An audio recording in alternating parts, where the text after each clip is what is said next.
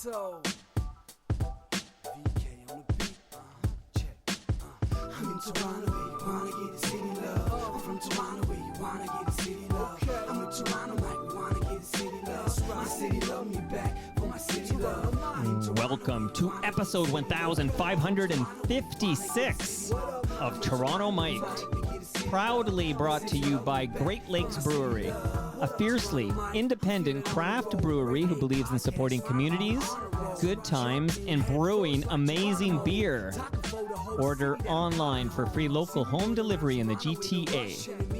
Palma Pasta. Enjoy the taste of fresh, homemade Italian pasta and entrees from Palma Pasta in Mississauga and Oakville. The Advantaged Investor Podcast from Raymond James Canada. Learn how to plan, invest, and live smarter. RecycleMyElectronics.ca. Committing to our planet's future means properly recycling our electronics of the past. And Ridley Funeral Home. Pillars of the community since 1921. Today, making her Toronto Mic debut is Kattie Laur. Welcome, Kattie. Thank you so much, Mike. And you're a Kattie despite the fact you have two T's in your name. And if I remember my English classes at the University of Toronto, I would think that is Kattie. Yeah, you're probably right. I mean, I look at Katie spelt with one T now and can only look at it as Kattie because it's Cat-E, right? Right. So what happened? Do you have an origin story of how you became Kattie, which I would think is Katie? Just I need to know this story before we can celebrate International Podcast Day. Sad news for you, Mike. There is no exciting story. My parents Get out of my basement. They just liked the name Katie and then wanted to throw an extra T in there because they wanted me to be different. Now, before I make any jokes, are your parents still alive and well? Yes, they are. Okay, I just want to make sure. In the past, I would go into a joke and you talk about how your mother just passed away, and then it would be a very awkward moment here. No, they're free to make fun of. I would shout out the relief. So, will your parents hear this episode of Toronto Mic'd? Honestly, I think there's a 50-50 shot, but I think... Why is it so low? Don't they like you? It might be a 70-30 shot where they will listen because I'm an only child, so they tend to support every single thing that I do. Well, it's not your... So other than podcasts you produce, and we're going to get into that, but when you're a guest on a podcast, they might skip it. I have 4 kids. I can't imagine if one of my kids says, I was the guest on this podcast. Even if nobody listened to that podcast, I would listen because it's my child on a podcast, and I want to hear, like, how do they sound through the host's eyes and ears and the perspective of the host. I would be fascinated. I don't know what, like, wild horses couldn't keep me away from listening to you on a podcast if you were my daughter. Well, thank you. I think my parents listen to every single show that I'm on for the most part. Okay, so this is to Kattie Laur's parents. Okay, so my email address is mike@torontomic.com. I'm just curious about the moment when I don't know, I'm not going to be misogynist here, but typically the woman has given birth, and then typically the father has to file something for, like, the birth certificate or something. This is a typical happening. It doesn't mean that's always how it is, right? But I'm thinking your dad had to file something, and I'm just wondering, what was the conversation like? Where the conversation, because Kattie is often the short form of Catherine. Am I right about that? Yes. But you're not a Catherine. No, born and raised Katie with 2 T's. So I just want the parents of Kattie to let me know, and I will share this with the listenership, the FOTMs who are listening. What happened that Kattie was spelled with 2 T's? I am very interested, and I have no judgments. You can name, whatever, within reason. Okay, so this is within reason. So it's fine. It's your name. I celebrate it. I will be typing it in my description and on my title. But if the Mr. and Mrs. Laur, is that what they're known as? Okay, that's it. And where are they in the world? They're in Milton, Ontario. James Snow Parkway. Yeah. That's all I know. That's actually an old Milton, or a newer Milton reference, because I grew up there my entire life, and I think that was pre-James Snow Parkway. Oh my goodness gracious. Yeah. I just know you're not far from, like, where you'd pick apples or something. Is Chudley's Farm in Yes, it Milton? is. Yes, okay, it is. I have picked apples at Chudley's It's Farm. a Milton institution. Okay.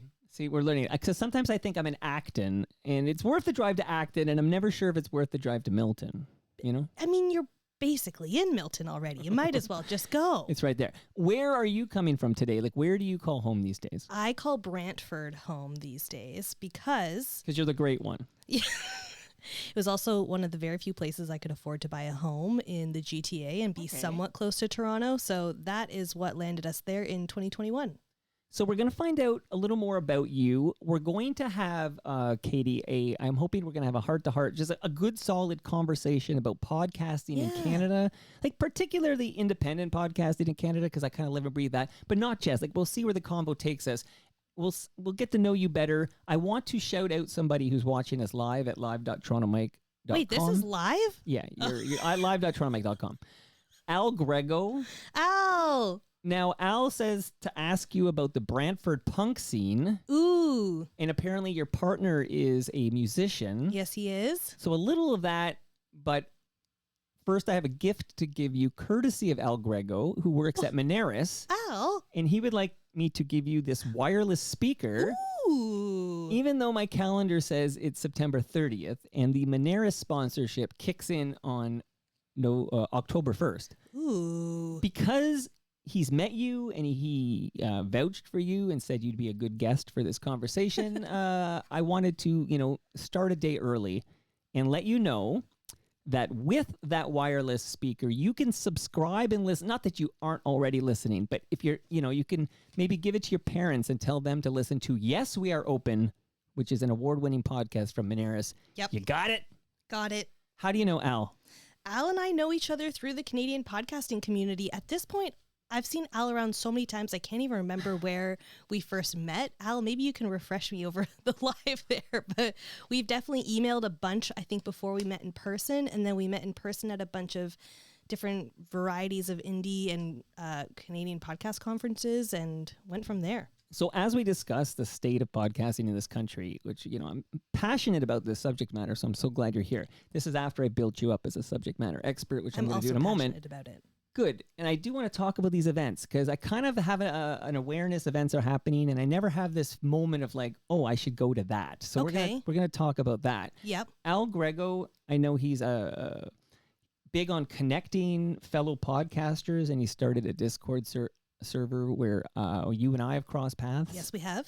And I know he's often going to this and that. And I feel like there was a campfire event or something that just happened. And I kind of catch wind of it in the Discord server. So we're going to talk about that. Season 7 of Yes, We Are Open, by the way, the Moneris podcast. It's like dropping ASAP. So we'll be talking about that on Toronto Mike over the next few months. Season 7 coming soon. Subscribe. Katie, today is International Podcast Day. It is.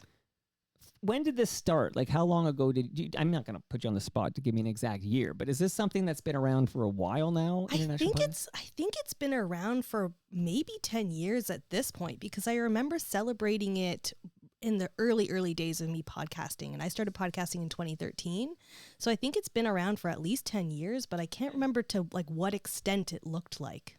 Okay, can we move the date, at least in Canada? Like, I you know where I'm would going love with to this, move right? the Yeah. date. Would So I love think to move the this is date. the last, and I'm saying this as the godfather of Canadian podcasting, a self-appointed title.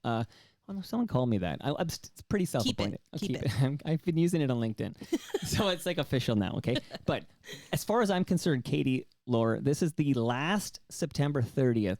We celebrate international. Not that I've ever celebrated it before, but this is the last September 30th. We celebrate International Podcast Day in Canada. We're going to come up with a new date. Yes. I would love for it to be any date other than National Day for Truth and Reconciliation in Canada. Exactly. So as I'm preparing for International Podcast Day, I realize it's kind of gross to have it today because today, of course, September 30th is National Day for Truth and Reconciliation. We used to call this Orange Shirt Day. I know my kids wore orange shirts to school today. This is the day where we honor the children who attended Indigenous residential and day schools and acknowledge the healing journey of generations of Indigenous peoples in Canada. And I think that's far too important to be even slightly overshadowed by our silly little International Podcast Day. So you and I, and maybe we'll bring Al Grego into the convo, and we're going to come up with a new date for 2025 and get rid of this overlap. Yeah, would love that. Do you even know when the anniversary of the podcast is? Because it was celebrated 20 years this year. It was celebrated 20 years last year. I don't know what day it is. I can tell you I don't know maybe that it can be answer, then. But it depends. Like if you say, when did Apple add podcast to iTunes? Okay. I distinctly remember having lunch with Humble and Fred, longtime radio superstars, who got fired from Mix 99.9 in 2005. Okay, so that's when Fred gets fired. And then Howard gets fired in 06. And they desperately want to be on the radio, but nobody will give them a job. And I remember having lunch with them, and I remember saying, guys, Apple just added podcast to iTunes. You don't need radio to broadcast. Like, they literally talked about this last week at Kelsey's. They had a live show I was at, and they were talking about... That is the most Canadian thing. I'm sorry. I love this. A live show at Kelsey's? Well, Kelsey's paid them for this honor. So it's like, okay, let's go. So yeah, I biked to Burlington. I feel like I need to humble brag that I biked there. That's why I threw that in impressive. there. Okay, so I'm in... Anyways, long story short is, in 2006, December to be exact, I technically produced the first ever podcast for Humble and Fred. And there was already podcasts on iTunes then, because I was listening to a Ricky Gervais podcast on iTunes. And that was where I reverse engineered it and said, oh, look at this. So I'm going to guess, this is just a guess, I'm going to guess 05 is when podcasts are added to iTunes. And that might be some kind of an anniversary. Yeah, well, that checks out, I think, because people are probably going to celebrate 20 years next year, too. Well, why not? Any excuse. But we are going to celebrate International Podcast Day on a different date next year. And keep September 30th for our National Day for Truth and Reconciliation. You and I are on the same page with that. I have a cold beer in front of you. I would love to hear you crack the lager, the premium lager from Great Lakes, on the mic. Ooh. Oh my goodness, Katie. Well, that's good sound. Okay, I'm going to do it too. And I want to shout out somebody who also texted me. So Al Grego said, hey, you should have Katie on. Also, Troy Birch. I was going to ask if it was Troy. How do you know Troy Birch? Troy and I met at a Canadian podcasting conference. These things I don't go to. We're going to have a good chat today. Okay, so this is all the warm up here. I will just say hello to you from Troy Birch. He says hi. Hi, Troy. And he would like me to give you some fresh and delicious craft beer from Great Lakes Brewery that's brewed right here in South Etobicoke to take it home to Brantford, home of the Great Ones. I'm adding an S now that I know you're there, okay? So, yeah, you got the cold one in your hand, so cheers to you. Cheers. Can I do a little Slurpee, too? Go slurp. Oh, that's a hell of a slurp, Katie. You're good at this. Okay. But the additional pack of fresh craft beer, that goes home with you to Brantford. Ooh, okay? There's lots of good stuff in here, too. I love Great Lakes, so this is very exciting. It is very exciting. So I want to talk about podcasting in Canada, particularly independent podcasting, but we're going to see where our combo takes us. But first, I want to know a little bit more about you. Like, when did you get into podcasting? Give me a little bit of your podcast journey and how the hell you ended up this podcast aficionado in my basement right now. Okay, well, it's a kind of a bit of a weird story because I grew up listening to public radio and CBC and Vinyl Cafe with my parents. Those are the early days.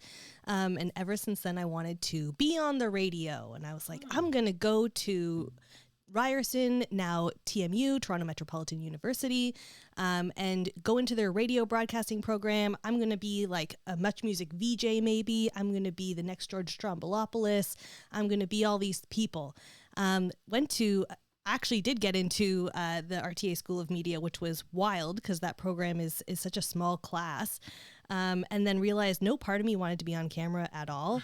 I still loved radio, so I ended up wrapping up that whole schooling in 2014 with the internship at CBC, and was like, sweet, I'm going to be hired at CBC right now. What are you doing at CBC?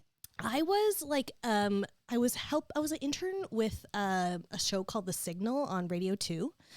So I was helping to pick music and select. It was like a late night kind of trippy, chill kind of show hosted by Laur Brown. Excuse me, that's FOTM Laur Brown to you. Okay, continue, yes. please. Love Laur Brown. And then the director at the time was Andy Shepard, who went on to work at Pacific Content, which is a really big Canadian branded podcasting studio. Okay. And now recently founded his own new studio called Sequel, which is really exciting, really amazing. So I did my internship at CBC, thought I was going to get hired, didn't get hired.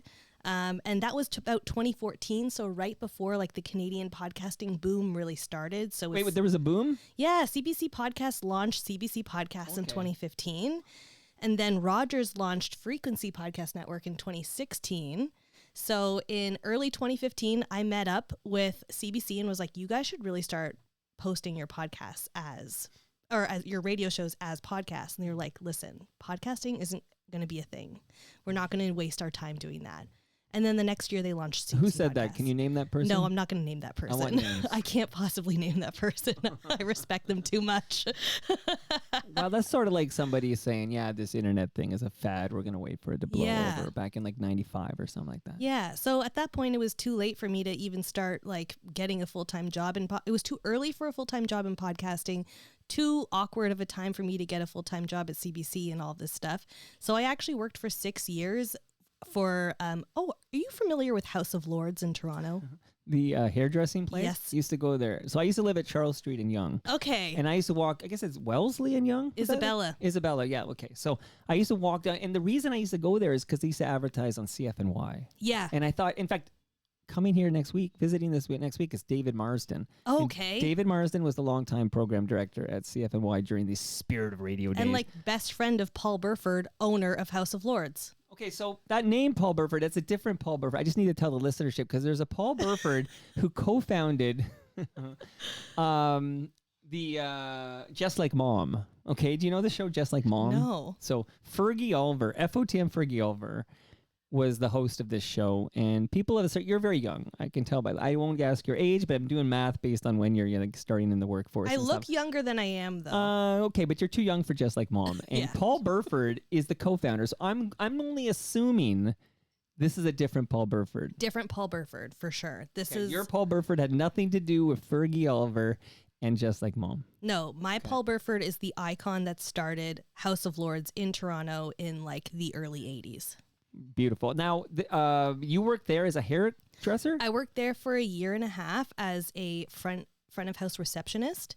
The turnover rate. It's kind of amazing. Like if I had known this, I have in my collection somewhere the vintage ads that would air on CFNY. Maybe I'll dig one up while you're talking about something else later. But House of Lords, absolutely. Yeah. When was the last time you went there for a haircut? Well, they've been closed a long time, right? Yeah, because I was working there in probably 2015, 2016. No, my era was long gone by then. I think I had Okay. literally like for a decade only my wife cut my hair. This is where I was. And now I have my own personal hairdresser named Andy. Love that. Andy from your neighborhood barbershop, who's also an FOTM. And again, we're gonna go all over the place. But Andy, lead singer of Phantom Lung, Oh. which you would, I think, Don't you're know in- who that is. Yeah, well, there's no melody in Phantom Young. I don't think even your punk ears would disregard that sound. But anyway, shout out to Andy. So you worked at the House of Lords. Yeah, because I needed to make money somehow. So I worked at House of Lords for like 2 years, which was impressive because the turnover rate for receptionists there was 3 weeks. I trained so many other receptionists in that Wow. time. Worked there for a number of years. Then I did a stint at Sportsnet doing social media. Okay. Yeah. Like, were you tweeting from the official? Like, what were you doing? I was tweeting from the official Sportsnet account. I was following around their show Hometown Hockey. So we was You know what? No joke. I was in the presence of the great Tara Sloan Oh my God. on Saturday night, and I got an email from her 25 minutes ago. No way. No joke. Love Tara Tara. Sloan, and also Ron McLean was there. This is at Massey Hall Saturday Mm-hmm. night. Ron McLean was there too. Ron McLean, Tara Sloan, both Canadian icons. Wow. Okay, keep going, Katie. I'm very interested in all So this. then after that, I started working at a startup company that was like, it's called Set Scouter. So it's basically like Airbnb for location scouting. So you can like rent out people's homes for commercials, whatever it might be. That's cool. So those entire years, that was like 6 or 7-ish years. That entire time I was trying to make podcasts like on the side, just trying to keep Like my for skills yourself? relevant. Yeah, I tried to start a podcast network called the Wave Forum Podcast Network, where I produced a show for myself, for my partner, for a whole bunch of friends, and didn't even know like what an RSS feed was at the time. So I was just uploading it onto like a Wix website and assuming people were just going to listen to it on the website. I literally bought a Coding for Dummies book, trying to figure out what the hell an RSS How to write feed XML. was. I was like, I'm going to just program my own, and I had no idea what it was. And then started that. And then what else did I do? I think I took a break from podcasting for a little while and then was like, I really need to get back into this. Okay. And that is when I officially met my pal, Aaron Hines, who is the host of our show, Curious Tourism. And that was when I finally was like, I'm going to take an indie project, take it really seriously. And that kind of helped me get my skills together again, make sure I knew what I was doing in the podcasting space. once we had that going for about a year, I was like, I think I'm going to freelance. Because this entire 7 years, I was like, nobody's hiring me. I'm applying. Nobody's doing anything. We are applying for like podcast networks, all sorts of things. Like I was Curious looking for, Cast and that kind of stuff. Yeah, I applied to Curious Cast. I applied to CBC Podcasts because at that point, eventually there was jobs. I applied to work in any kind of audio where I could keep my skills relevant. So I was applying literally to like recording studios to do just like reception jobs, Sure. Anybody that would keep me in the audio space. And it was just so difficult. So eventually I just decided I'm going to freelance and I'm going to try and take on as many freelance clients as I can while I'm working full time at the startup company until I don't have enough time to work at the startup company anymore. Okay. I got 2 or 3 clients and then decided to quit my job and was like, I think I'm just going to work at the LCBO on the side because they have benefits as far as I heard. So I'll like freelance a little bit. Yeah. I'll work at the LCBO. And then the pandemic hit and everybody started podcasts. So basically early 2020, I was like fully in the swing of all things freelance podcasting and was doing that for 5 years. So you're the great beneficiary of this international COVID-19 pandemic. Probably the only beneficiary, unfortunately. So you ever get down on your hands and knees and thank God for this virus? Every single day. No, I definitely get down on my hands and knees and thank the universe a lot because it felt like a lot of things sort of like landed into my lap. It was definitely very eerie and weird, and my whole career since then has been interesting. Okay, so now, pandemic hits. Suddenly everybody wants a podcast. Yeah. We're gonna get into this, but of this boom during the pandemic when everybody wanted a podcast, approximately what percentage of those podcasts are now dormant? Like, was there a huge drop off at some point when people realized 2 things? 1, it's a lot of work, and 2, it's not particularly lucrative. In total, of all the podcasts that started in 2020, I have no idea what the stats are. No one for knows. sure. I'm going to make you guess. Like, this will be the Katie guess. I think it's pretty significant. Like, I think maybe like 60% of the podcasts that were started in 2020 don't exist anymore or just have like dead feeds. What I've heard so far is that of the 4 million podcasts that exist out there, only 13% of them are live. Okay, that's a lot though, because that's crazy, right? 4 million. But yeah, that's not even surprising. I think a lot of people start a podcast and then they move on and do other things. Yeah. It's sort of like a blog back in the early 2000s. Like everybody started a blog, and how many people kept blogging? Just me and Raimi the Minx. I think it's just the 2 of us. Plus, I think now more and more people are realizing like they have a lot of different kinds of interests, so they can start producing like a 6-episode miniseries and then make something else. So there are a whole bunch of feeds that are literally just miniseries that you can watch like a Netflix TV show. Are they doing that? Like, is it a numbers game where they do that to see if something hits, like to see if something gains some traction and then they can build on that brand? Or is it just to scratch a creative itch? I think it might be both. I think it depends on the person because there are some people who are using old feeds of theirs that have all the downloads and the subscribers already to launch a new show. But then it's like a sticky situation because you don't know if those people are going to be interested in your new show. Okay, here's a fun fact for you, and then I'm going to give you a couple of gifts, and then we're going to get into more it. Gifts? Like 101. Yeah, more gifts. I don't know what they were giving away at the CBC, okay, but here we give gifts. No jobs, I'll tell you that's what. Well, think about what happens when Pierre Poilievre is your prime minister. There's going to be fewer jobs, Katie. It's going to get ugly. There will be no CBC. The next podcast boom is going to be when like 60% of our mainstream media personalities are looking to do something, like Humble and Fred were in 2006. Oh, and I have thoughts on this too. Okay, well, I don't want you to leave any thought. I don't want you going back to Brantford with these thoughts in your head, okay? So enjoy your Great Lakes. How is that lager? Delectable. Love it. Delectable. I got to Google that word. That's good, right? Okay, so I'm enjoying my burst. I'm having a little IPA burst. Thank you, Great Lakes. Thank you to Palma Pasta. They sent over a large meat lasagna. It's in my freezer right now. I'm so excited about this. I had a feeling this Pointer was coming, Sisters. Keep going. I like this game. You're going to drop name titles. Okay, I'm so excited. Okay. Do you like lasagna? I love lasagna. I don't have it enough, and I'm stoked. Okay, your partner. Now we call this person a partner. Are you married? I don't care about this person's gender. Yes. I find this weird. So is there a guy you live with or something? Yes. So he is my fiance. He is my fiance as of a month ago. I was going to say as of this morning. I was going to congratulate you and give you more beer. We've been together for 10 years, but we just got engaged in August. So okay. Is it Wayne Gretzky? It is. No, I'm kidding. I don't even know where that man is at this point. That man's married to Janet Jones from Police Academy 6. Wow. Did you not know? And my wife is from Edmonton. Will tell you, the marriage, okay, the wedding, I should call it, the wedding of Wayne Gretzky and Janet Jones shut down the city of Edmonton. It was like a royal wedding. Ooh. Like, it was, everything stopped because Wayne and Janet were getting married in Edmonton. I don't think we've seen anything like that in Toronto or Brantford. Definitely not in Brantford. But also, I didn't know there was a Police Academy 6. I thought there was only 2. Katie, get comfortable. I'm going to tell you, Police Academy 1 was literally filmed a stone's throw from where we're talking right now. I'm not even fucking with you. That they filmed Police Academy where it's now Humber College South Campus. No way. That's where they filmed a lot of. That's where the Commandant Lassard and the Police Academy existed. Wow, no idea. What a fun Because you fact. don't listen to Toronto Mike. I literally had Jeremy Hopkins in here to talk about that last month. Why don't you listen to this podcast? Because I have too many podcasts to listen to, so I only pick and choose out. the Okay, episodes so of yours. Here's the fun pick and choose. Okay, that means you're just listening to El Grego episodes. Yeah, okay, no, it's He's just coming Al back Grego. soon. Okay, here is. So I gave you the lasagna. Thank you to Palma Pasta. They're gonna feed us. I want everybody to know there's a Toronto Mike listener experience. It's the number 17. It's happening November 30th. Katie, you should come to this. I would November love to come. 30th from noon to 3. That's a Saturday, I believe. And it's at Palma's Kitchen in Mississauga. So it's like West End, not too hard for you to get to the West End there.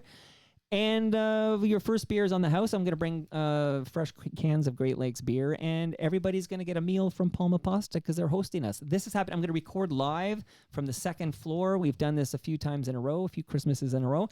And Katie, you're going to come on out to this. Yes, I would 100% love to be there. Well, I would invite you to the TMLX 16, which is October 21st at GLB Brew Pub, but it's sold out. There's And no more isn't spots. That no, that's a Sunday. That's a Monday. A But Monday. you're not invited. Yeah, sorry. uninvited. So I had. I didn't even want to get my hopes up there. So. That one sold out. The 40 people took up those tickets really quickly. You're not allowed to come. Well, you can come, I guess, as a regular customer of the. Can I just crash? You can crash, but maybe you have to buy your own drink. I think that might be the deal. That's so fine. Come on out, buy your own drink. Okay, that's October 21st. But the one where there's still room is November 30th at Palma's Kitchen. There's a measuring tape from Ridley Funeral Home. This is the merch I was the most excited for. What are you going to measure with that? I need to measure my body because I need to figure out what the heck kind of wedding dress I'm going to get. Okay, that's I'll introduce you to Monica afterwards because she's kind of a seamstress. Like she makes dresses. Ooh, okay, yeah. I don't know what the style is going to be yet, but I am tempted by a lot of things online, and I don't know my actual body measurements. So this. Okay, well, Very helpful. she's hanging around upstairs. I can hear footsteps, so we'll talk to her after we Excellent. take our photo here. So Excellent. thank you, Ridley Funeral Home. Brad Jones at Ridley Funeral Home has a podcast called Life's Undertaking, and everybody should subscribe. It's great. Life's Undertaking with Brad Jones from Ridley Funeral Home. A lot of podcast talk on this episode. Go to recyclemyelectronics.ca if you have any old electronics, old cables, old devices that you don't need anymore, because I don't want you throwing that in the garbage, Katie. I want you going to recyclemyelectronics.ca, put in your Brantford address, and it's going to be like, hey, drop it off here, and we'll properly recycle it so those chemicals don't end up in our landfill. Got it? Excellent. I want to shout out John Lashinsky and Jennifer Lanktree. Do you know these names? Yes, I do. Who are they? They are the main folk. I think they have a lot of titles, but they are the folks behind Canadian Podcast Awards and PodCamp Toronto. That is correct. So I was testing you. So they came over in February. That was episode 1425. I listened to that episode. Okay. What did you think of John and Jennifer's Toronto Mike debut? It was great. I mean, I've met them a ton of times at a variety of Canadian podcast conferences. I think you should drink every time I say that. Yeah, they're I'll be great. hammered. Yeah. You know, I didn't drop that fun fact. So I wanted to shout out John and Jennifer because this episode is kind of related to that in the same community. But I did promise you a fun fact. Laur Brown, who you worked with, right? Did you know she's in the iconic Corey Hart video for Sunglasses at Night? No, I didn't know that. She stars in the damn thing. She's like the pretty girl running. You got to go to YouTube and watch the video because you're too young to remember it when it was airing on Much Music back in the day. Go to YouTube, watch the video for Sunglasses at Night by Corey Hart, and you'll see Laur Brown is all over this thing. That's awesome. Was Sookie and Lee in that one too? She was probably in diapers, okay? No, she was not in that one. She was very young in the early 80s. She's not in that one, but Laur Brown all over it, and now you know. That's exciting. I will be watching that. I've watched that music video a number of times and can't believe I didn't actually clock that it was Yeah. Lori. Lori Brown from CBC and elsewhere.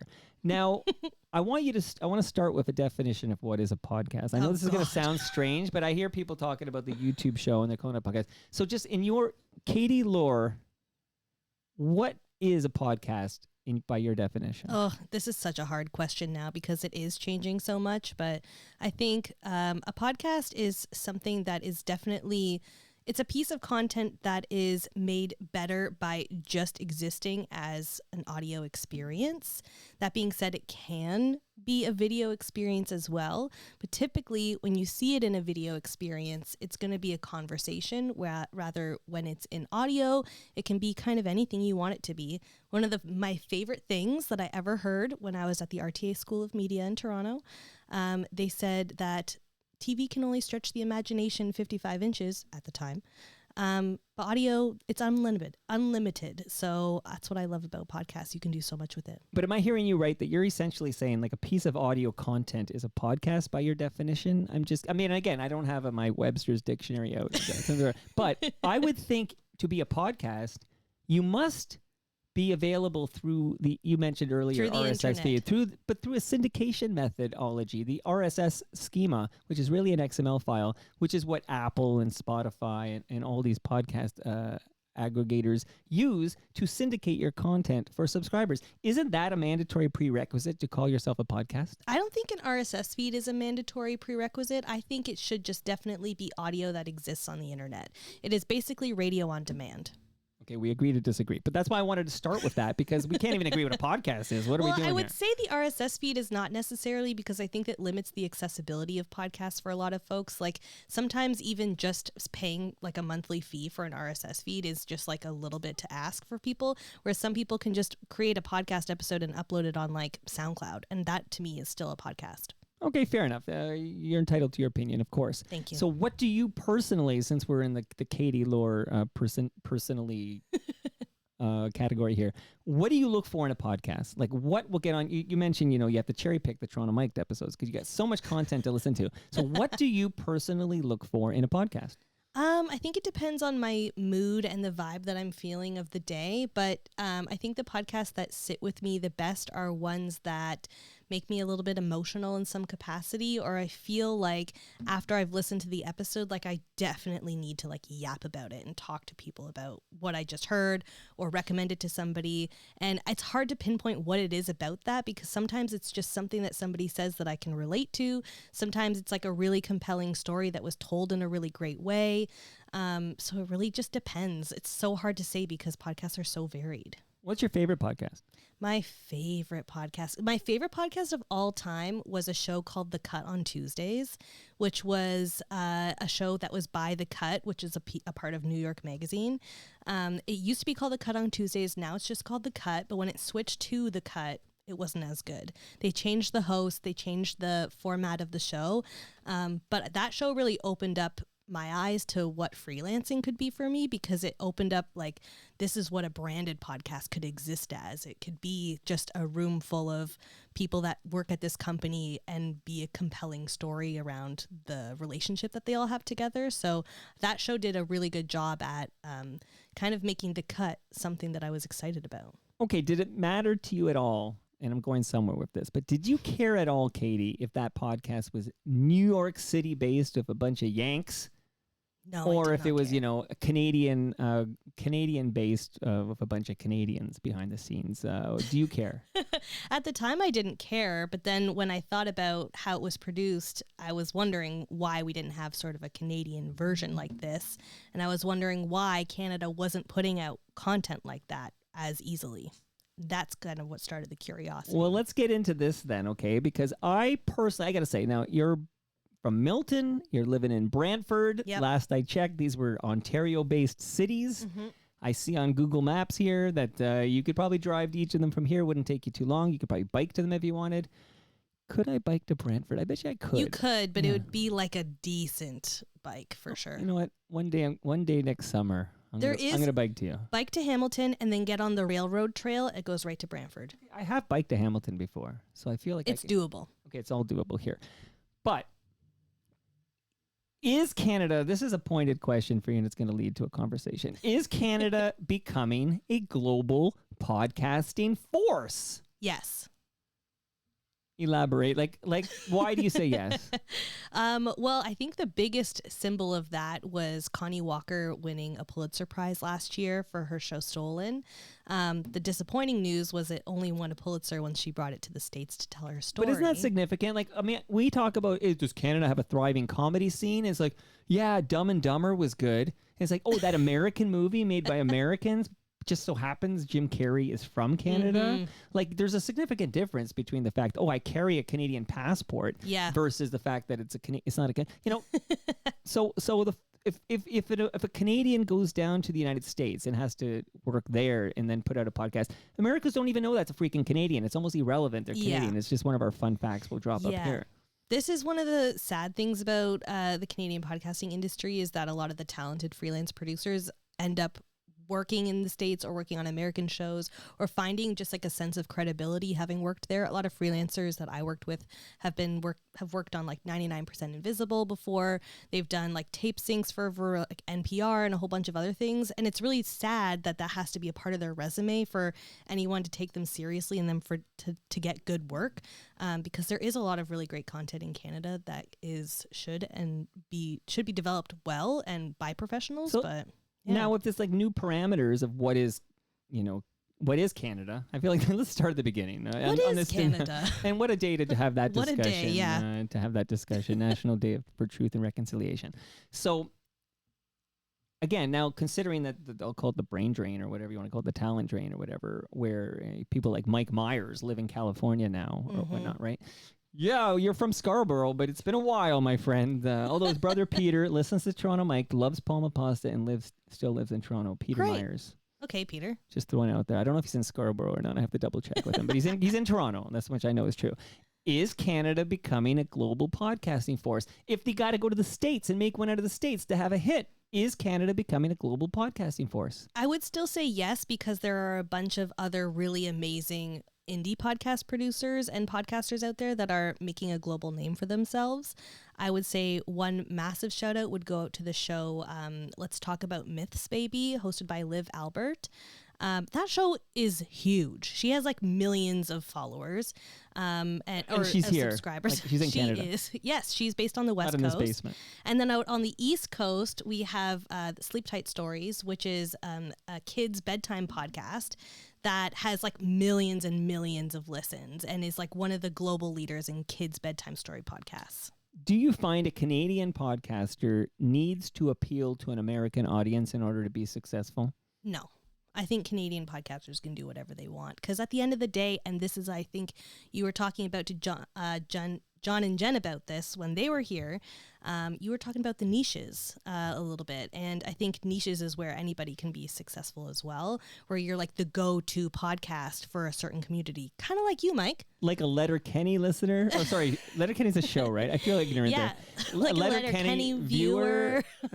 Only because I was joking with Al in that Discord server, what T-shirt will I wear today? And I was going to wear the my Tragically Hip Tired as Fuck T-shirt. But instead, I wore my Produce Stand T-shirt. Yeah. Do you say produce or produce? I think I say produce. Do you say pasta or pasta? I think I toggle between the two, to be honest. I like your honesty. Okay. So more to elaborate on all this. So you can be a Canadian podcaster. Yeah. And be authentic and appeal to Canadians without having this mindset where, oh shit, I got to make sure that Americans can relate and make sure that these are names Americans know. I can't just talk to Ron McLean all the time because Americans don't know who the hell that is. You don't have to do that to be successful as a podcaster. Yeah, I think it also depends on what your measurement of success is as well, right? Like if you want to be the go-to guy that knows everything that's going on in Toronto and is like the number one show for people who are interested in Toronto things, and you have sponsors, like you don't need to appeal to a global audience. I'm talking about you, Mike, because you have sponsors, I'm listening. You have money coming in, you have free beer coming in, you have people coming into your studio. Like I would call you a success. And I don't know if but you're you don't listen. I do listen to your show. I just not listen to every single heckin' show. There's so many episodes. Please continue. But anyway, I would call you a success in your niche. Like you are kind of dominating the Toronto space. And I think you probably might have some American listeners come tuning in who are just curious, because a lot of Americans think Canadians are cute. So they might be listening in just to see what's going on. But I don't think that's necessarily part of what you consider success. I don't mean to speak on your behalf too much. No, but this is I'm my actually, perception. the reason you're here is because I'm interested in a different perspective. I yell at clouds all day long. I go on these bike rides and I have these like monologues, and I start to think about things and I start to espouse, and I realize like, oh, I need to actually have somebody I can bounce this off of. But somebody, I don't want somebody to blow, pardon the expression, I don't want smoke blowing up my ass. I want like real talk about the state of the Canadian podcast industry. Yeah. Because the sense I get, again, I do listen to a bunch of podcasts myself. I'm often listening to a podcast on a bike ride or a walk, or all the time. I produce a bunch of shows. I'm kind of all in this space all the time. It feels like the bulk of podcasts being consumed by Canadians are made outside of Canada. And the exceptions might be Canadian podcasts that are clearly produced to entice an American pair of ears to tune in, and not necessarily so somebody in Moose Jaw will be on board. This is false by 1%. So it came out last year on the Canadian Podcast Listener Report, one of my favorite nerdy resources that's available to anybody in Canadian podcasting. Last year, they reported that more than half of podcasts listened to by Canadians are Canadian content. And they're all from the CBC. Honestly, probably. A lot of them I think are. Well, this is going to lead later. We're going to get into the whole independent versus network thing, Yeah. which I have a lot of But I thoughts think on. this is huge, and CBC is doing a lot to work with some more freelancers and contractors, and they're actually working with a lot of global players too. So at this point, a lot of CBC's work is starting to become global work as well. So it's kind of an interesting space. Yeah, because they're chasing the green, Yeah. right? Like this is How can they not? Well, soon we're going to get to Canada Land and double. Mm-hmm. And I mean, this is all happening. Alan Zweig's an FOTM. We communicate all the time. I bumped into him on Dundas fairly recently. He's a dear FOTM. He brought his brother over here. I heard that Okay. episode as well. Michael Zweig, Michael Zed. See, it should be Michael Z. The Zeds. Come on, they went with Michael Z, I think, to get the Americans interested in him. It's all about the Americans. I'm sick of the fucking Americans. Yeah, okay? his show is a very interesting example of thinking about global audiences. No, which we can get 100%, and into. I can hear it. So that's an example, and share of the people your role on that show and the name of that show of Alan Zweig. Yeah, so that show is a new show that came out from Canada Land that is called The Worst Podcast. I am the producer / sidekick on it. So your voice is all over. I've listened. Your voice is all over this podcast. But it's interesting to me that we were in negotiation to get you on this show took months, and we were before I knew you had anything to do with FOTM Alan Zweig. We were in negotiations to schedule your visit. So some people might think, oh, I heard that you're on now that you're on Zweig's podcast on Canada Land or whatever. I got to get some Katie Laur over here. But no, this was way before that. Yeah, it was way before that. My schedule this entire summer was chaotic as heck. So that podcast is making a concerted effort to appeal to Americans. yeah, it's a little bit both. But the interesting thing is that the executive producer on that is Julie Shapiro, who is a Yank. Well, not a Yank, but she is from America. You can say yang. But fun. she's a genius in the podcasting space. She's one of the founders of. Actually, I don't know if this is true, but she's behind Tribeca Audio Festival, With De Niro? Audio Flux Contest, all these things. So she is kind of like the head behind all these new podcasts that Canada Land has been putting out that are mainly geared towards a global audience. And that's because of money, right?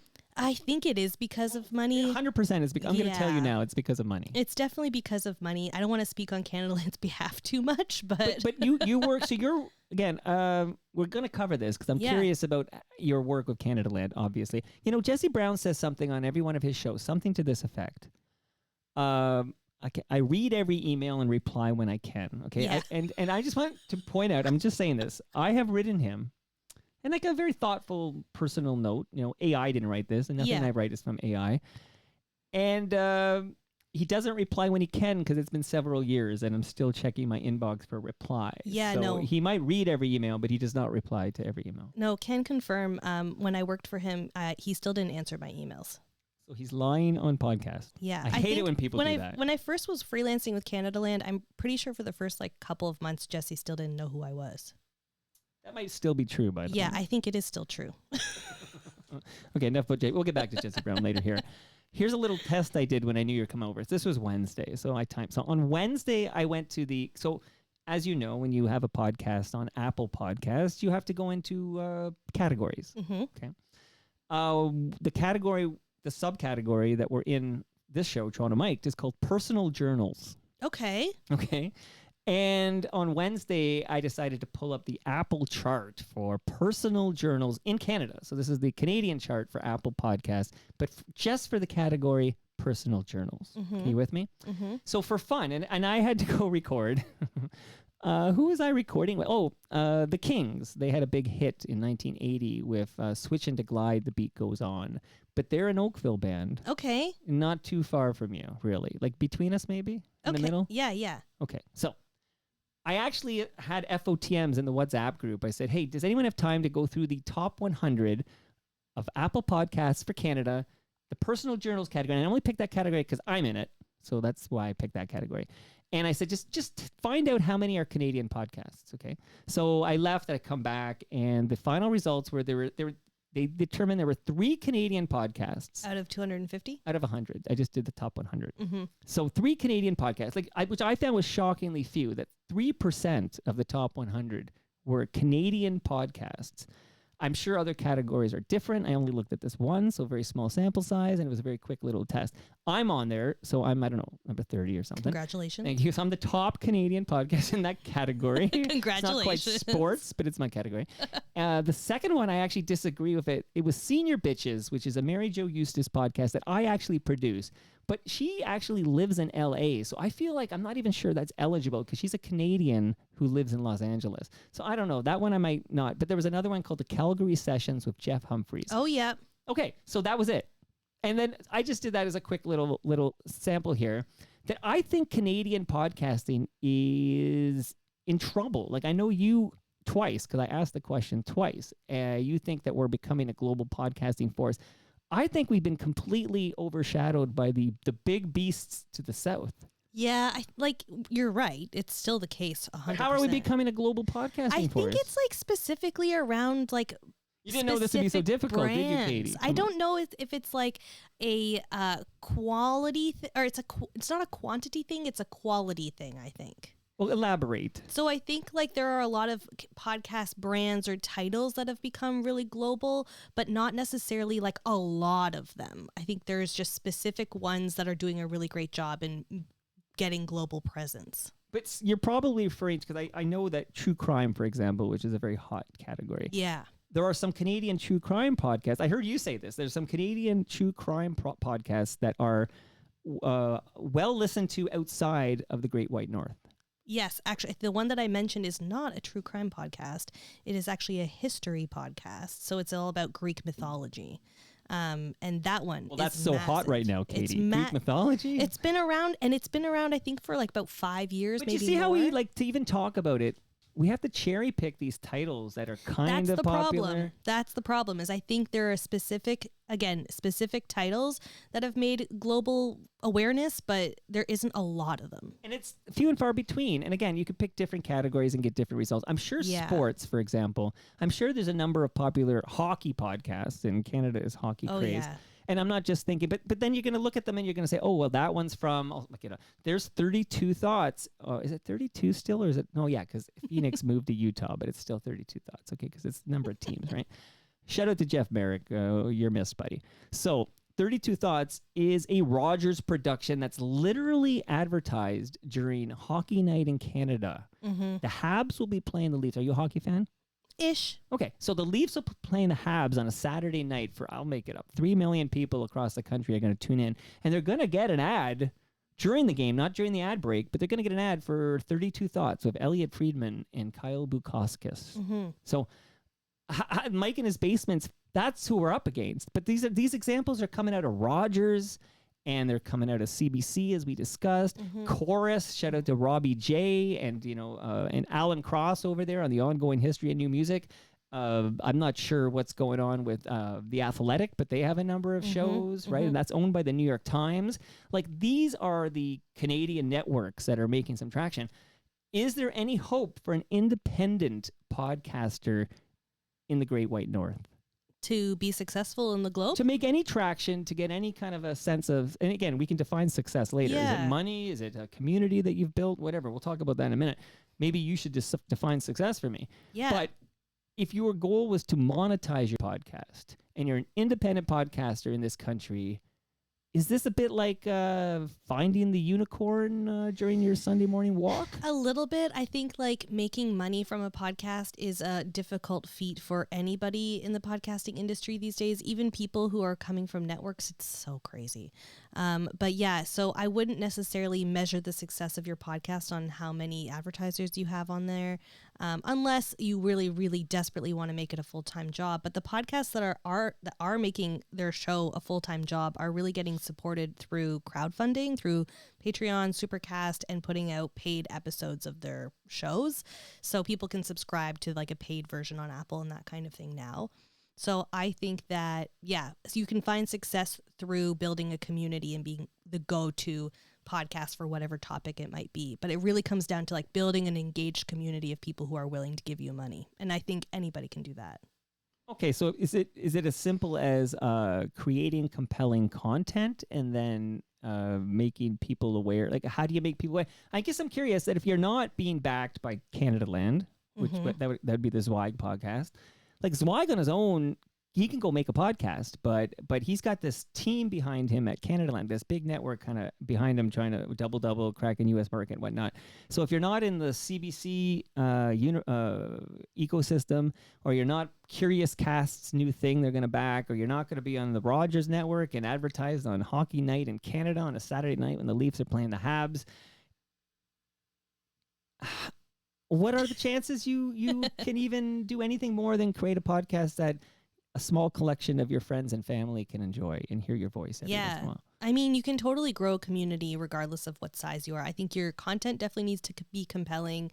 You definitely need to highlight your own personality and like kind of be vulnerable on your own show in any reasonable capacity that might be. But then at the end of the day, growing your show comes down to two main things, which is word of mouth and cross promotion. So you need to think about ways that you can actually get into the mouths of other people, your show, people talking about it, and collaborating with other shows that have shared communities or something similar. So a lot of times I'm talking to people about finding collaboration and cross promo opportunities, and they think, oh, well, I have a hockey podcast, I should advertise my podcast on another hockey podcast. But it kind of gets deeper than that. You need to start thinking about like, what are the values that you showcase on your show? Like, who is it that makes you unique about why you host this show? Maybe you're a feminist hockey podcast. Maybe you should go on to a feminist show and bring hockey to the conversation. So there's a lot of different ways to think about it and then grow your show from there. But it's always like an ongoing effort forever and ever and ever. As long as you have your show, there is no like one way to do it and just hope for the best. It's just an ongoing game. Is that typically the first question you get asked, like if you're at a dinner party or something? Is like, but is it how to monetize? How do I monetize my podcast? Yeah, pretty much all the time. It's how do I get a big audience, and how do I monetize my show? And also, should I do video? Oh, video. Okay, should I do video? Depends. Okay, good answer. Okay, so but back to the theater of the mind here and the audio presentation. Okay, so when you get hit with that question, do you give them the dose of real talk, or do you feel like, I don't want to like shatter any dreams here, I'm gonna sort of be very positive with my reply about this whole like, how do I monetize my independent podcast? I'm always pretty honest. I think I'll say things I think in like a polite, easy to kind of hone in on like way, but I think most of the time when I'm talking to people about this stuff, they're appreciative that I'm open and honest about how it goes. Well, as am I, and I am glad you're here. How's it going so far? It's going great. Gotta take your temperature here. Getting a little warm. Well, your seat's hot, okay? It is the hot seat. Didn't Al Grego tell you that that's the hot He seat? did not prepare me enough for this. See, the difference is he pays me to come on, so he gets much nicer treatment than you're getting because you didn't give me anything to come on. Okay. So I have a question because this is a real life thing that happened to me very recently. So I'll name it. I don't actually care. So the Toronto Star is got a network of podcasts, and I had a call with somebody at the Toronto Star who was interested in Toronto Mic'd, this podcast you're on right now, joining their network. Ooh. So I'm curious about that reaction too. So I heard them out, almost like a presentation. I thought I was going to buy a timeshare at the end of this thing, okay? And I heard him out, and then, because I'll hear anyone out, anyone can pitch me anything. Like, anyone can pitch me on anything, and I'll hear you out. Even if it's a terrible idea, okay? I'll hear you out. Mm-hmm. So I did totally soak this in, and I promised I'd noodle it, code for, let me think about it on a bike ride or whatnot, or a kayak or something like that. But let me ask you, Katie, what's the benefit of an independent podcaster joining a network like that? Like what is the benefit? There's a couple of benefits that are up to you to decide whether or not you want them. So one could be full-time pay benefits. And if that's what you need to I don't get the sense they're paying a full-time benefits job out of this one. Sometimes it's an offer, sometimes it's not, but it's something to think about. And honestly, sometimes that's all people want. They just want to be able to talk into a mic and get paid. They're looking for a job. Yeah, exactly. And they want to just be happy with what they do every single day. The second benefit is, I would say, like, it's usually cross promotion, and that's usually what it comes down to with networks is being able to grow your audiences through promoting your show on other shows on the network. And because of that, usually the network has like a larger audience in general. Maybe they have some sponsorships coming in, and then you don't have to worry about that stuff so much. So it's nice to kind of sit back. That to me was the big benefit, is that they have like a sales team is going to sell. Yeah. And depending on your downloads, yes, you're going to get some percentage of this pie. Like you're going to get your, I can't tell you how big your slice is. It depends on how many downloads you get and stuff. But this pie, we've got a sales force that's going to be baking this pie. And we're going to give you a slice. It might be a tiny slice or whatever, but then you don't have to go buy your own, make your own pie. Yeah. And I think that's ultimately what it comes down to is like what I'll just call the resources that they have for you. Like, at the end of the day, they might have somebody else edit your show for you. Like you might just have better work-life balance when you join some sort of network that gives you the amount of resources. People edit their shows? Just kidding, Katie. Yeah, I think it depends on what the resources that they have. It's nice to have those extra pieces, especially like a little bit of extra money to, let's say it was like Rogers that wanted your show. All of a sudden, they can promote your show during the hockey game. They actually asked me if I'd be general manager for the Toronto Blue Jays next season. No way. And I said, go F yourself. I am a Toronto Maple Leafs baseball man myself. Okay, please continue. I'm more of a Brantford Red Sox gal, but... Okay, next time, I'm telling you, because right here. Yep. Okay, so they're a proud partner of this program, and they'll be back for 2025. And when Brantford plays Toronto at Christie Pitts, I'm going to be looking for you. I'll be there. Or you could come to Brantford. I'll get you a hot dog and a beer. Oh, yeah. The hot dogs at those games are always elite. They're so good. Well, I'll take care of you if you do make it out to Christie Pitts for a Brantford-Toronto IBL team. Okay, so...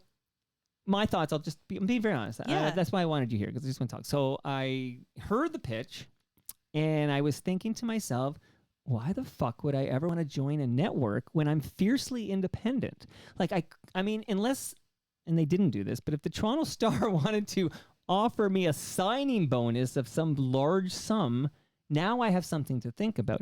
But since they're not doing that, I can't imagine giving up the full and total autonomy I have literally spent, and here I'm going to do a little humble brag here, but what year is this? 2024? For 12 years now, I have literally spent all my blood, sweat, and tears. It's a good band, by the way. To create what I consider to be my own private radio station. Like I have, we talk about the RSS feed. That's very much what the vibe of this place is. Well, really, sometimes, I don't know if you pay attention to the feed, but I might drop like a 1999 live to air recording of Martin Streak at the Phoenix, okay? Someone who listens will say, hey, I recorded this to cassette back in the 90s. I can rip it to MP3 and you can have this. And I'll be like, I want to share this on my personal private radio station. Like there's a whole bunch of stuff. Sometimes one day I was on the ride, I was thinking, Canada's got its own Macarena. You know this song? Of course you do. The Hey Macarena. Yeah. Like Canada's got its own version. And I'm like, what's that about? And I literally just went back, got on my bike ride, and I took the real version, and I took our version, and I did some research, and I put together this thing. Like this is where we're at now. I'm working on a very special piece of audio on the collapse of the 1987 Toronto Blue Jays, okay? Now, this might not appeal to you, Katie, because, you know, you're a little man. What do you care about the collapse? But for a certain segment of the listenership, this is crack cocaine I'm offering up here, okay? And it's in my, I have a feed, and I can create this content, and I can distribute it through my own private radio station. Why the fuck, Katie, would I ever give that up? What amount of money would it take for me to say, okay, now I'm under your umbrella on your network. I'm giving up my autonomy. I'm giving up my fierce independence. I don't get it.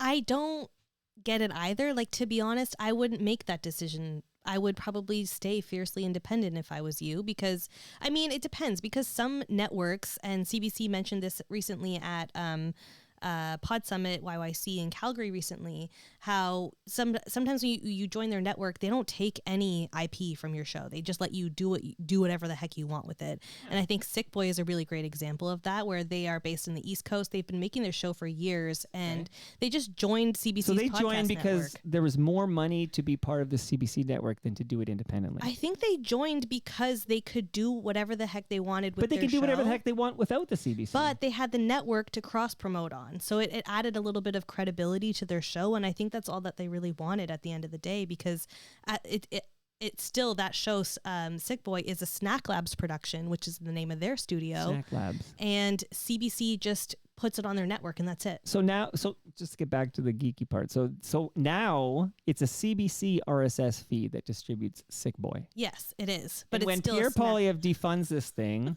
and that network is shuttered, they're going to have to start from scratch with their own feed. Well, I don't think the feed is going to die like immediately. I know, but you know what? You're a more trusting human than I am. I okay? think the feed migration would be the easiest part, to be honest.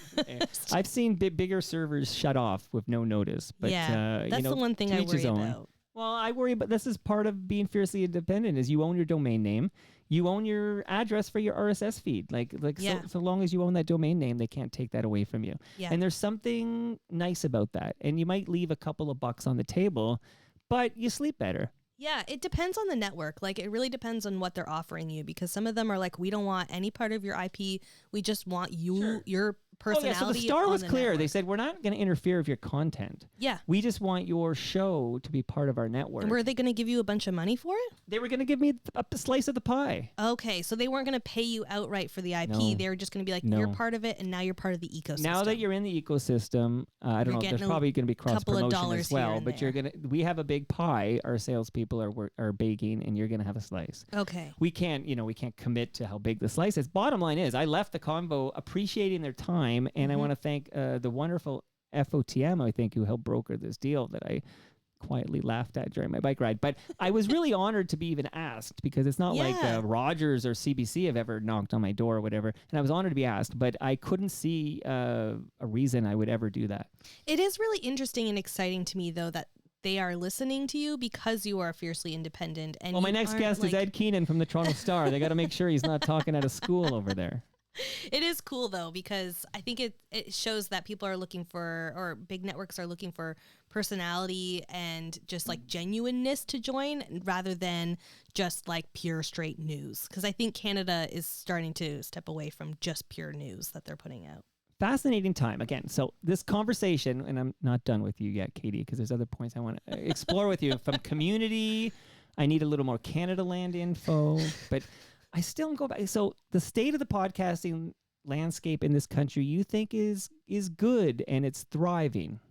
I think it's like, I'm not even trying to say your opinion is wrong, because you know what they say, man. Opinions are like assholes. Everybody's got one, okay? You're entitled to this opinion, and it's an educated one because you live and breathe this space.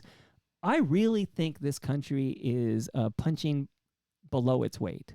What do you mean by that? Okay, so we're 1/10 of the American populace, right? I would argue we're way below 10% of North American listenership. Yeah, I mean, 55% of the Canadian population listens to podcasts, so that's exciting. I would call podcasts mainstream at this point. But yeah, I think like Yeah, but they're listening to Smartless.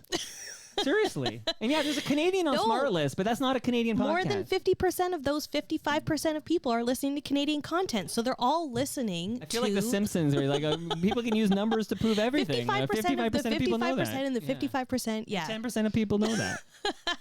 No, I think you're like, there's a shit ton of room for improvement. 100%. I think if you were really good at your I just job see up here, growth. like Katie, I think you, and I don't know if your future husband knows this, but you'll be in New York City next week if you get that phone call. I was like, I will be. If you get that phone call. I can't promise you get the phone call. But if you're good at No. what you do, and it sounds like you're good at what you do, and we'll talk more about Zweig and everything, but I think that you're going to get a call from New York or something to join a big American network. If I did, it'd be tempting, but I wouldn't. I'm too much attached to the Canadian space at this point. You say that now, but the offer hasn't come in yet. I've built an entire brand around Canadian podcasting. Okay, tell me about that then, because I don't want to leave this on the table here. Well, Tell me about your the brand that you've built and Pod the North and everything. Tell me about this. Yeah, so Pod the North is a newsletter that I write. It's a bi-weekly newsletter. It comes out every other week, and it's all about what the heck is going on in the Canadian podcasting ecosystem. And it started because I was so frustrated as a freelancer about feeling like nobody was taking my work seriously, and feeling the same for my colleagues and my fellow independent producers and all that stuff. I was going to events like Hot Docs Podcast Festival before I was a freelancer and felt very separated between like CBC over here and freelancers over here and independent people over here, and it just didn't feel like anyone was connected. So that's what ultimately started Pod the North, was me feeling like I needed to figure out what the heck was going on at CBC Podcast, because they always said there was pitches open, but then there was nothing coming out from I independent have creators. to say that your tax money is funding them. I was like, what the hell is going on there? And then, I had an interview with CBC about that. And that kind of, I think, started the little bit of interest around Pod the North, was because I had that interview with them and was kind of like, oh, how many emails do you get per day? Oh, and that's how many you answer per day. Okay, interesting. So people were like, oh, okay. So that's been really the mission of Pod the North the whole time, is to keep the ecosystem connected about what's going on around here. So if you want to know what's going on in the Canadian podcasting space, you should subscribe and read Pod the North. Yes, Pod the North is the place to go for that. And it's not too crazy of a newsletter. It's every 2 weeks, so I'm not spamming your inbox ever. And do you find it's enjoyable to collect this data, this news? Yeah. Like sometimes I hear crickets when I listen to what's going on in the Canadian podcasting, but you don't struggle to find good meaty content. This is the thing, Mike, because when I started the newsletter, I have a little section in it that's like what's going on in the Canadian podcasting ecosystem, and it's new releases, events, and just stuff you ought to know. And I should change the title so it's like more Alanis Morissette. She's my age. We were both born in the same calendar year. But so that section just gets bigger and bigger and bigger every single issue. And maybe it's because I've kind of tapped into more and more people in the Canadian ecosystem that I know about that are doing stuff since I started the newsletter. But that section I've been considering making it its own piece that goes out, because it's just so full of stuff. And that to me signals growth in the Canadian podcasting space. Well, I hope trust me, because literally my full-time job is to run TMDS, which is to produce podcasts for Canadians. Nobody's rooting harder for the Canadian podcasting industry than I am. But I think that the only noise, some of the, how do I phrase this? Because I won't fix it in post, but most of the noise coming out of this country is coming from very large, multi-billion-dollar conglomerates who own their networks. Yeah, Well, that's a problem. it is a problem. Like, we need to make it so some guy in South Etobicoke could go buy a mic and sit in his basement and create something that will not only, gain traction and get listenership, but he could, send his kid to McGill and have a middle-class lifestyle, and even have community events where, 100 people will come out to, have a beer, have some delicious food from a sponsor, and network with fellow listeners of this podcast. Like, in not virtual, but like in flesh. Yeah. Like we need to create a space where that is not just a unicorn dream, but something very possible. Yeah, that's definitely the case for the majority of podcasters, where that's like, you can't put a kid through school on a podcast. You just cannot. It's not possible for anybody, regardless of where you are. What about beauty school? Beauty school? Maybe. It depends. Bring back the House of Lords. Maybe BYU in the States, because I heard it only costs like $1,500 to go there if you're a This Mormon. is the Mormon. so, Okay, Yeah. I don't have any magic underwear. Okay, please. My wife told me that there's a reality show with Yeah. Mormon wives. Do I have this right? Secret Lives of Mormon Wives. Okay. And she's explaining to me that there's a controversy with a swingers event where one of them slept with wanted to sleep with someone's husband or something. Yeah. I don't think they're good Mormons. Well, Am I wrong? I'm not a Mormon. Couldn't tell you. Okay, shout out to the Osmonds. I don't know any other, that's all I know. Oh, maybe Steve Young. I feel like I Steve don't know Young. any Mormons. Okay, you don't know the Osmonds. No. Marie Osmond and okay. Oh, wait. Maybe I do. You I do. don't I think know. you know the Osmonds. One bad apple can't spoil the whole bunch, girl. Right? Nope. Kind of like a Jackson 5 ripoff. Just like in one ear and out the other. Okay, so here's some nice news for you, Katie. Before we pick up what I don't want to leave anything on the table here because I don't know. It's a long drive from Brantford. But Leslieville will be at TMLX. I have to get the numbers right. TMLX 16 at Great Lakes Brew Pub at Jarvis and Queens Quay. Leslie will be there with her cousin Jano. Can't wait to see you two. She says this is very informative. Oh, good. She's I'm watching glad. live. I feel like I'm kind of all over the place, so that means a lot. Thank you. No, you're not. Come on, that's Toronto Mike. Okay, that's contagious. It's actually, I don't like it when something is so well structured and linear. I need the sunglasses at night and then come back. I need that.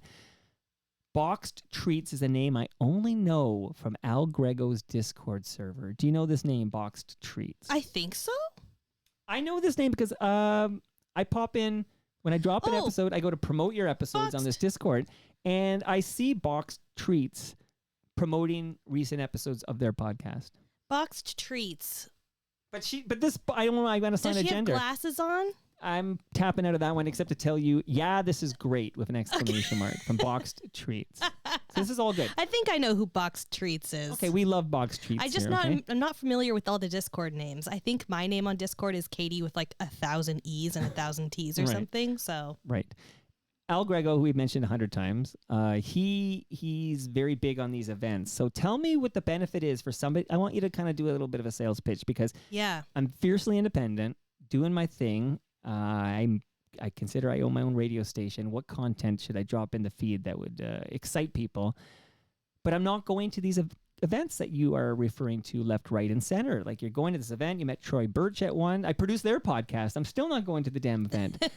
I would love you to tell me the benefit of an independent podcaster attending these events, these industry events. Because to me, it's like, oh, we're going to hear from, for example, Maureen Holloway is going to speak at this event about her podcast, which is now on hiatus. Okay. Because they realized it's a lot of work and there isn't nearly the money they thought was in it. And this is a famous person. Yes. This Wendy is a classic Mesley story. is a Canadian famous person. Wendy Mesley. Do you know this name? Nope. Oh my goodness gracious. Okay, wow. I don't know everybody. Okay? No, but Wendy Mesley is a very famous Canadian journalist. She's no longer with the CBC, but she was there for a very, very long time. So Wendy Mesley got together with Maureen Holloway, who is a hilarious, wonderful FOTM, who was on many radio stations you've listened to, maybe from Q107 to CHFI. She's I would consider Maureen to be Toronto famous, and I would consider Wendy to be Canada famous. Okay. And they got together and made a podcast, and that, because they're famous, they're now the keynote speakers at one of these events. And I love these two women. I would have them on Toronto Mic'd in a second. I have had them on Toronto Mic'd. But I don't think we're going to get the nuts and bolts of having a successful podcast and making great inroads as an independent podcaster from Maureen Holloway and Wendy Mesley. Yeah, I don't think that any podcast event you're going to go to is going to tell you how to make a successful podcast. I think you're going to get how to make your podcast a more sustainable project, basically, for yourself. What does that mean? So a lot of the times, I mean, I'll get it. I have so many thoughts. Spill them out. Okay, so I think when you go to a podcast event, and this was me in the early days, pre-Pod the North, freelancing. I was just an indie podcaster. This is a place where I found resources. Like, how are you editing this thing? How much time are you spending editing this thing? Where do you find music from? Do you have to license your music? Do you make your guests sign a form before they go on the show? How do you approach even having them on the show? Do you send your questions ahead of time? Do you not? All these questions as an indie podcaster is very, very common for people who have nothing to do But you're with podcasts. suggesting like there's a blueprint where there's a correct answer to any of those questions. No, I'm not suggesting that at all, Mike. I'm saying that this is a space where you can ask the same question to a bunch of people and figure out what the different answers are. Like, this is the place where you actually build community. So you're not sitting in the panel watching people talk about how they do all these things. This is where you're going to like the wings of the conference space and talking to people and actually being like, hey, what is your show? How do you do all this stuff?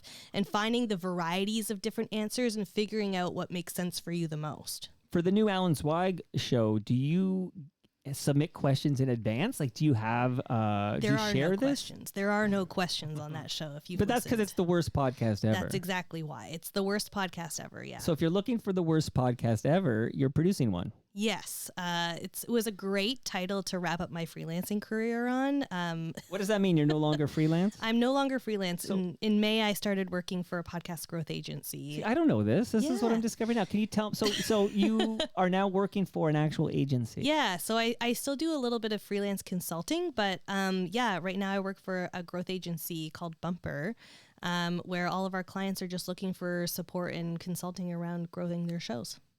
Oh my God! Okay? So congratulations. Thank you. That's more dependable cash flow. Exactly. Because freelance is feast or famine. Exactly. Yes, it's very chaotic. It's very stressful. I'm very happy to have somewhat of a work-life Welcome to my balance world. again. Okay, chaotic and stressful. That's my day to day for 6 years now. Yeah. No. Same with mine. The last 6 years were chaotic and stressful and super, super fun. But yeah, that full-time gig kind of, I don't know, the universe just got really lucky for me. So is the Canada Land work done, or are you still freelancing there? Yeah, so we started actually producing that show a year ago. Can I ask you why it took a year? Serious question. It takes forever to book celebrities on a show that for the first time ever is a how big are these celebrities? Because the first one with Tompkins is not that big. I mean, I feel like I could have him tomorrow. Is probably our biggest guest. I could have him tomorrow, like, to be honest with you. Yeah, I think all of our celebrities book, because it's not Oprah. No, it's not Oprah. But this is the thing. It was the first ever season of a celebrity interview podcast. And for anybody listening, I'm using air quotes. Celebrity interview podcast and booking celebrities. Like, we thought we were going to get Paul Giamatti on at one point. We were really I love close. That guy. We were stoked. That would have been huge. He's an A-lister. We did not get him. Because you need names like that to get Americans interested. Yeah, but that's you have the to smartless start. model. You have to start. Yeah, you have to start with, especially when you're not a celebrity yourself, the smaller celebrities that will hopefully get you up there. But it took, like, I don't know, probably half a year to get. And I don't mean this to be critical, but I feel like I could have built and destroyed several podcast agencies / networks in the time it took to get this damn Alan Zweig podcast Most out. shows a year is a long time. If you said, okay, if Alan came to me and he, we talk a lot. We talk a lot. I'm actually hurt that he didn't just come to TMDS for this project. But he's like, okay, I want to launch this November 1st. I'm like, oh, that's lots of time. I'm talking 2024. Like a year?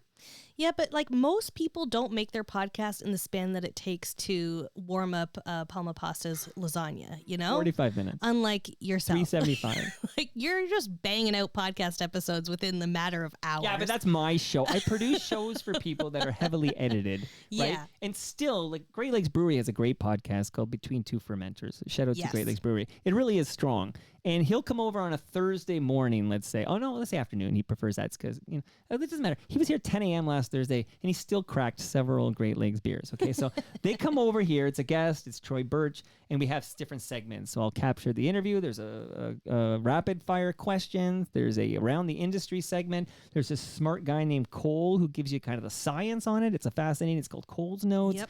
There's all these different segments, and I'll capture the audio in this basement, and it'll sound great. And then I go off and I edit. And literally, so we'll do it on a Thursday or Friday, and this thing drops Tuesday morning.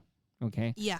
I'm not saying Between Two Fermenters is comparable to Alan Zweig's The Worst Podcast Ever. I am not suggesting that for a moment. But I'm shocked when I saw on Twitter one of the producers saying it was a year in the making. Yeah. I actually fell out of my chair.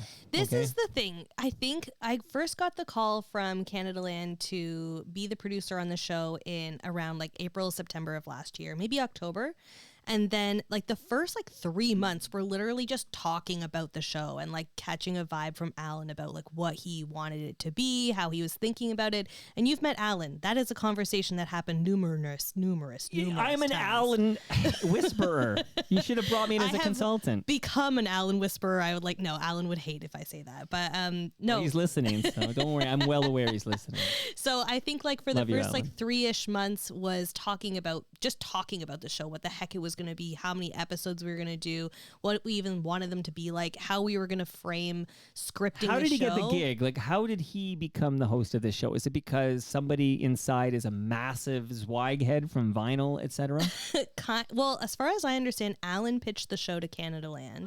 But and not the Canadian Jewish News. I got to tell Weisblatt this. Okay, please continue. His original idea was to have sort of like regular downery kind of conversations, and actually Alan would be the one to ask this too, but he wanted to have regular conversations with regular people. But then it was Canadaland and Julie Shapiro who were like, hey, well, we need to make this something that would be... We need celebrities. So we need Paul Giamatti. I think it was Jesse Brown who was like, let's bring on the celebrities and get him to be this like curmudgeonly style interviewer to ask some questions. Get and Eddie not Vedder prepare. on. Yeah, so that's kind of, I think, and then also Alan Black, who was COO at the time, he was a massive Zweig head. So he was stoked. He's a very, very talented documentary filmmaker. Yes. And Alan Black, who was COO, was also working at Hot Docs for a long time. So he's like a big documentary all film coming guy. together now, Yeah, Katie. so he was like really big advocate for everything Zweig could bring to the table. Right. And then, so Brown and the gang decide we need a celebrity podcast. Americans fucking love celebrities, and they really do. They do. They really do. And it doesn't even have to be a big celebrity because Paul Tom. How do you say his name? Paul F. Tompkins? Yeah, see, like I know him as a voice on BoJack Horseman? BoJack Horseman, Yeah. okay? And I know of him, like he's around things that I kind of dig, but I will tell you right now, he's not a famous person. Well, it's funny. Like, I think he is famous to a lot of people, but he's famous not to a famous. subset of nerds. But like the general, you go to, here's what I always say. Just go at rush hour, go to the Young Bloor subway station and just grab 100 people that are there to get home from their day at the office or whatever. Grab 100 random people and say that, who is, and say that name. Say the name again. Paul F. Tompkins. Yeah. So, and I would be like, oh yeah, like he's Mr. Butterworth. What's his name? Peanut Butter. Mr. Peanut Butter? Mr. Peanut Butter on BoJack Horseman. And Yeah. I know who we're talking about. Now it all comes back to Smartless now again. But get out of here, Smartless. He's all over the hip doc too. Like the guy, but he's only a Canadian passport only at this point, okay? That's now an American, okay?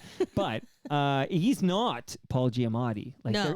he's not a name that most of the overwhelming majority of people that you pulled out of the subway car will not know that name or who the hell that is. Listen, Mike, I tried my best to book No, these because celebrities. if it's you, I Seems really like don't you're want to being do that. really No, I'm not trying to be critical of it. I'm just getting a lot of hate over here. I'm not sure. You had Ron McLean as one, and love that man. I've had the best conversations with that guy. I saw him Saturday night. I think he's amazing, but no American knows that name. Yes, So this I'm is just an trying to interesting understand thing, what you're yeah. doing there. Yeah, well, I'm just doing my best, Mike. I'm just really doing my Well, best. you're gone from there now. It sounds like you moved on. I have moved on. Okay, Yes. does Zweig know that? Yes, he knows. How is he handling He hated Katie it. leaving on? He didn't like that. So will season 2 have a new Katie? Are you replaceable? Who knows? We have absolutely no idea, but This I'm is definitely fascinating replaceable. to me that you're gone. I had no idea you were gone. Yeah, I'm gone. Why didn't Canadaland just gobble you up out of Freelanceville? And they have some strip money. What's that? What's that bit strip money over there? I've seen their Patreon. Okay, that's a huge money-making enterprise at Yeah, it Canadaland. is. Yeah. They didn't pluck you out of Freelanceville and said, "Hey, you're now a full-time producer, editor, whatever you're doing over there. We need you on Team Canadaland." They did not. Why not? Did you apply and you tapped the right shoulders? No, I didn't apply. I don't really want to work for Canadaland full time. Why not? Because What's going on over I there? like some other companies better. You're only here for this conversation, okay? That was all just, I didn't even record that first part. Now we begin. Why are you so happy to be out of Canadaland? To be out of Canadaland. Well, to be clear, Mike, Canadaland was one of like 1,400 freelance gigs that I had. So, Right. Okay, but that is your highest profile gig to date. but yeah, Right? definitely. And your voice is all over this. It's not just production. Yeah, it is. It is. It's all over it. I mean, there's definitely a lot of drama in the Twitter sphere going on with Canadaland that I don't want to be associated with. However, I am at this point. If anybody's curious about that, just go onto Twitter and. Okay, the real talk has hit at the, what time is this? The 1 hour mark? Okay. Well, it's gone very long. I feel like I've taken a lot of your time. So let's do this. I don't want you to leave anything here on the cutting room floor.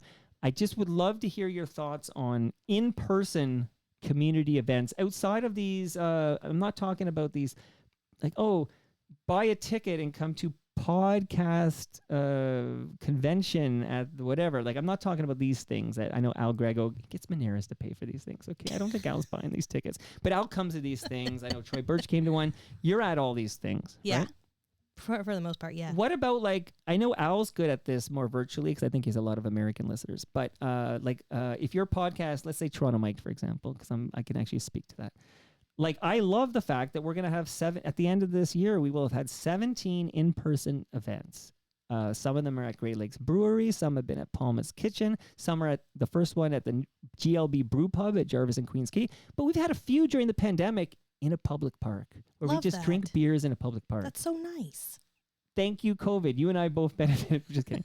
But tell me about, so you create your podcast. Obviously, the monetization question is a pain in the ass question that you're probably sick of hearing.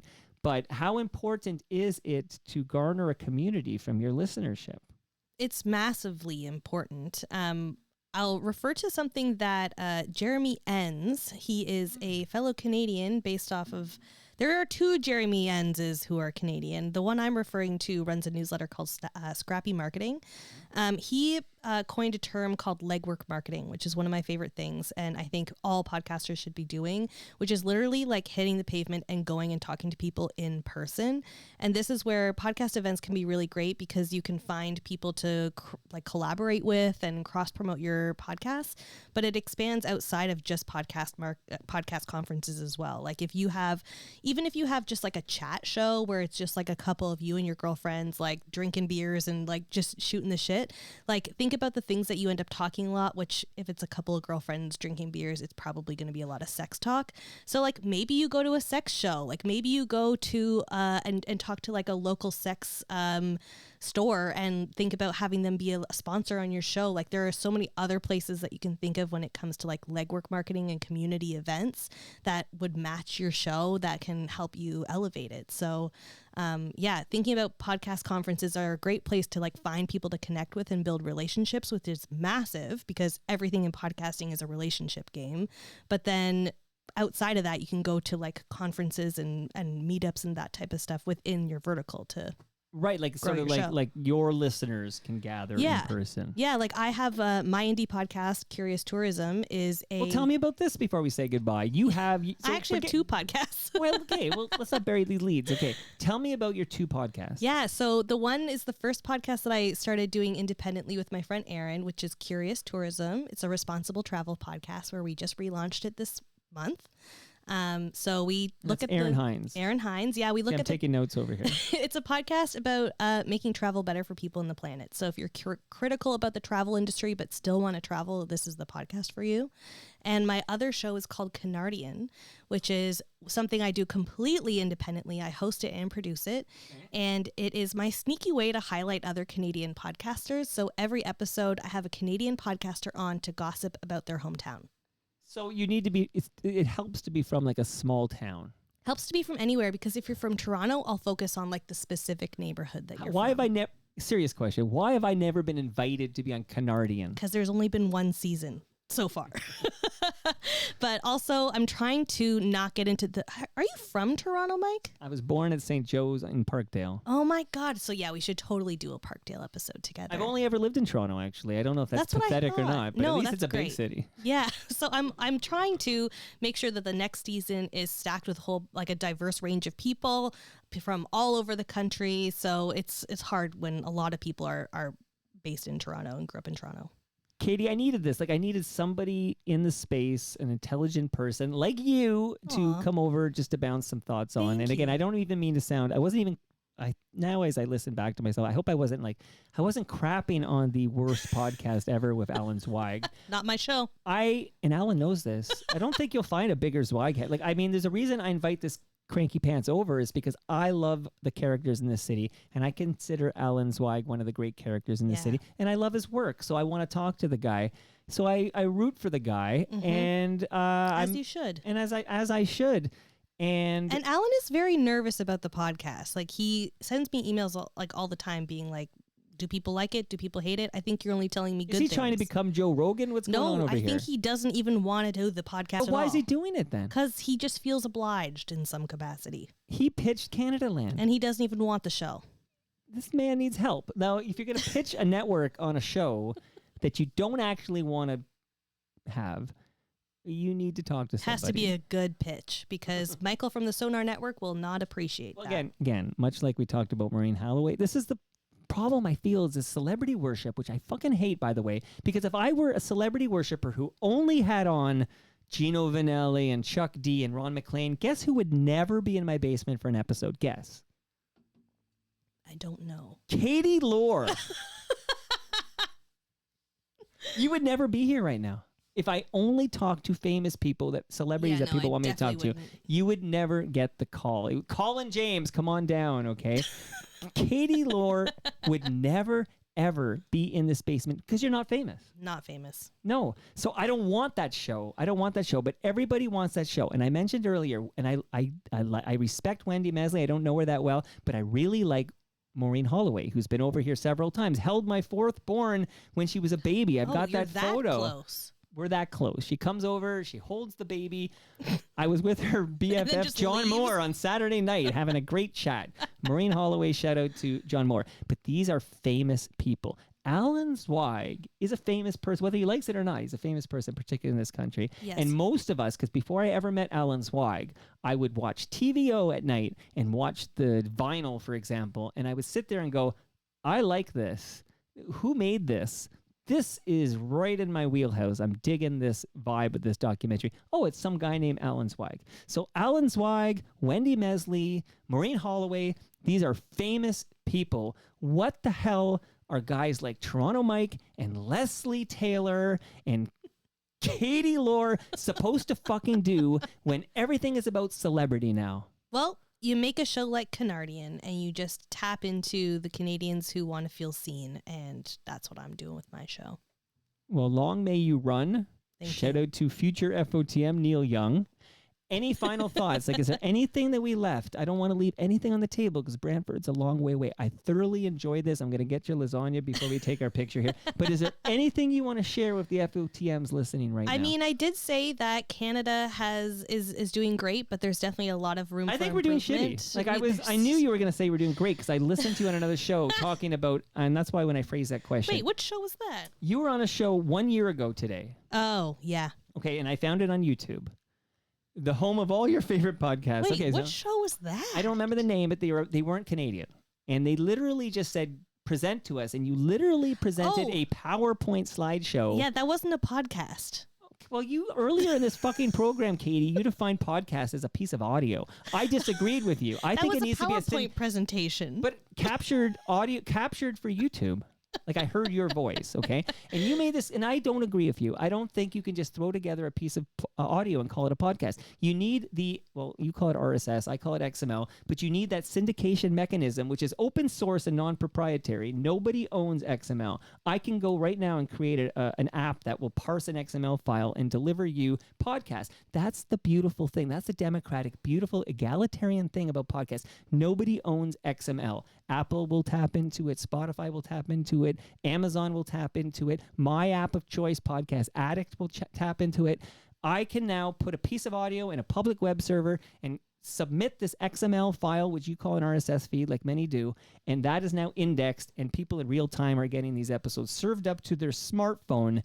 It's a beautiful thing. Making a piece of audio and throwing it on SoundCloud is not a podcast, but we're agreeing to disagree on that. I don't need to agree with you on everything, but I am sick and tired of the celebrity worship. It's enough for me to shut this fucking thing down. Celebrity worship sucks. It's ruining everything. And independent podcasters need to rise up and focus on Yes. compelling content and stop worrying about how they're going to monetize this. What's the best practice for that? Create compelling content and put it into the ecosystem. And if somebody discovers it because you shared it on Facebook or Instagram or LinkedIn or Twitter or whatnot, they're going to tell 20 friends, because the most exciting thing somebody can do, and I love this, is tell their friends about this independent Canadian podcast they discovered that they love, and they will share that love, Katie. And if you build it, they will come. That's what I was going to say. I really enjoyed this conversation. So glad. Are you and Alan friends still? Yeah, I would think so. We still, I'm going we to still call email him right each other. now, and I'm going to put him on speakerphone. Oh, he's and going to be ask like, him. oh, God. This is the thing. I think I'm Alan's friend, but I don't know if Alan thinks he's my friend. I don't know if Alan is a crusty Alan is guy, my friend. right? I don't know if I'm curmudgeonly his guy. friend. He's a curmudgeonly guy, Yeah. so it's hard to tell if Alan likes you. Even though he listens to Toronto Mike all the time, for a long time now, I'm not sure he likes Toronto Mike, because I get a lot of constructive feedback about Toronto Mike. And I know when Robert Lawson came on to talk about Randy Bachman and the lies Randy told, Alan felt bad for Randy. And that might be the first time somebody felt bad for Randy Bachman. But I don't feel bad for Katie, Laur. You're going to get a lasagna. We're going to take a photo. And I love this very much. Thank you, Mike. And that brings us to the end of our 1,556th show. You can follow me at Toronto Mike. I'm all over the place, but go to torontomike.com. Katie, if somebody wanted to subscribe to Pod the North, which is a newsletter that you work very hard on and talks about Canadian podcasting, where should they go? Go to podthenorth.com or .ca. Much love to all who made this possible. That is Great Lakes Brewery. Hello again to Troy. Palma Pasta, don't leave without your lasagna, Katie. Will not. And congrats again on the engagement. Thank you. RecycleMyElectronics.ca, Raymond James Canada, and Ridley Funeral Home, pillars of the community since 1921. See you all Thursday when Ed Keenan drops by for his quarterly. Maybe he can pitch me on joining the Toronto Star Podcast Network. Stay tuned. See you then. Much better man.